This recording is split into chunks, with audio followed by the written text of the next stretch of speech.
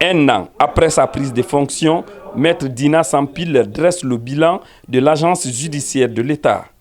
À la faveur de ce point de presse, l'agence judiciaire de l'État décrit une institution malade qu'il a héritée le 11 novembre 2021. J'ai trouvé une institution sans budget de fonctionnement, dans des locaux exigus,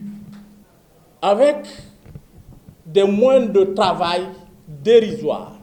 Aucun cadre de cette institution n'a à date effectué une mission à l'étranger dans le cadre d'une formation. Mais la volonté politique des nouvelles autorités du CNRD, sous la direction du colonel Mamadi Doumbouya, nous a galvanisés. Après cette étape, Maître Dina Sampil est revenu sur la situation des différentes poursuites judiciaires avant et après la mise en place de la Cour de répression des infractions économiques et financières CRIEF, ce depuis l'arrivée au pouvoir du CNRD. Le montant total concernant ces 75 dossiers, d'après nos calculs,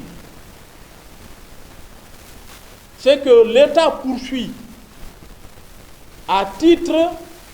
de détournement présumé, je dis bien détournement présumé de fonds, parce que les personnes poursuivies bénéficient encore de ce qu'on appelle la présomption d'innocence.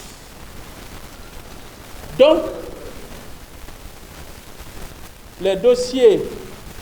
se trouvant à la CRIEF, les 17 dossiers, les 33 devant Kaloum, les 6 dossiers devant Dixine, 6 dossiers devant Mfanko. C'est un montant total de 421 milliards 208 millions 483 142 francs guinéens. Parlant des dispositions de la loi relative aux infractions économiques ou à l'enrichissement illicite, l'agence judiciaire de l'État a fait ce rappel. Les articles 776, bien à propos du Code pénal de la République de Guinée, disposent l'enrichissement illicite de tout titulaire d'un mandat public, électif ou d'une fonction gouvernementale, de tout magistrat, agent civil ou militaire de l'État, ou d'une collectivité publique, d'une personne revêtue d'un mandat public, d'un dépositaire public ou établissement public, des sociétés nationales, des sociétés d'économie mixte,